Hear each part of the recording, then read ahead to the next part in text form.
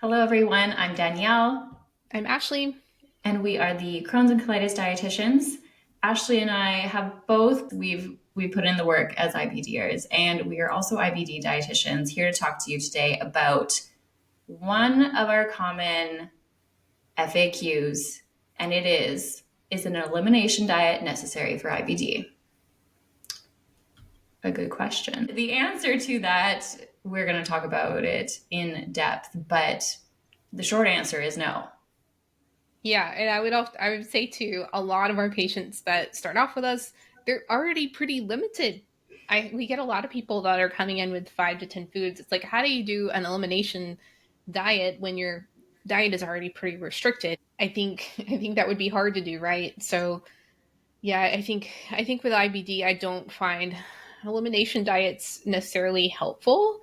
I like to start off with focusing on what we already know about what's going to be helpful for the disease state long term and trying to help expand someone's diet and try and reduce symptoms along the way.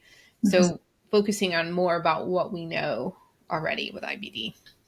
Well, yeah, not to mention when you work with us, um, we like to talk about someone's relationship with food as well. And when you eliminate a lot of things from your diet, it kind of strains that relationship you have with food. And by slowly adding more foods in, that relationship can start to flourish again. So that is something that I always like to chat about with my people.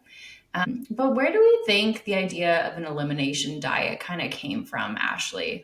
I'm trying to think back, like when I was first diagnosed, it was always about what we couldn't eat. So Yeah. I feel like maybe that's part of the reason.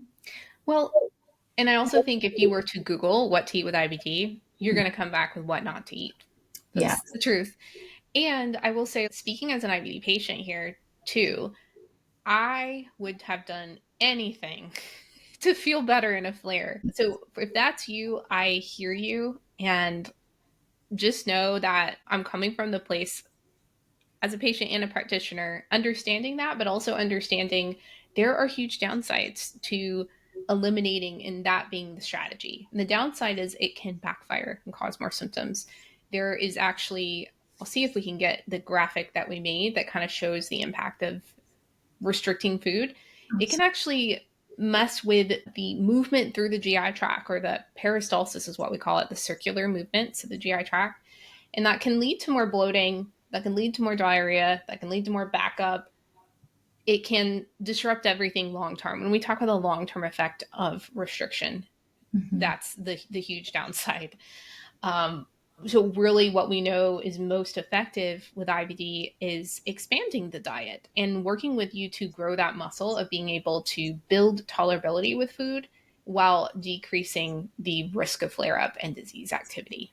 And I think the really great thing about working with a dietitian is understanding what foods to start with to have the least amount of symptoms when you're introducing foods. So, starting with things we know work well in IBD, one, because we've worked with many people and because we've experienced it ourselves. And I think another thing to know too, like there may be instances where a dietitian can determine what food may be triggering some symptoms in you in a more proactive way than you tracking everything and eliminating everything over and over again. So we like to sift through that information with you to ensure that you're not completely restricting everything and only eating 5 to 10 foods. Yeah, tracking in I feel like elimination and tracking can sometimes go together because generally you're doing tracking when Yeah. you're doing an elimination diet, but tracking can be misleading, especially in IBD. And so that is a reason why we want you to use a lot of caution around that, because triggering symptoms is not the same thing as triggering inflammation or harm to the IBD. I hope that's your takeaway. We say it all the time, but it's worth repeating because we still get comments all the time about, this harms my IBD or this harms, the bottom line is there's a huge difference between tolerability and what's going to impact your IBD in a positive way. Well said. Yes. So I guess our take on elimination diet is we don't recommend it. We think it encourages unnecessary restriction in a population that is already very restricted and struggling to get enough. And I think that's the main priority in IBD is first make sure we're getting enough so that we're not causing harm to the IBD and we're allowing for recovery, especially if someone's in a flare. Well, if you need support from us or you need help really narrowing down what your triggers are, understanding your triggers, or getting some support around reducing the risk of flare up, reach out to us. You deserve support and help with your diet. And if we can be there for you, let us know.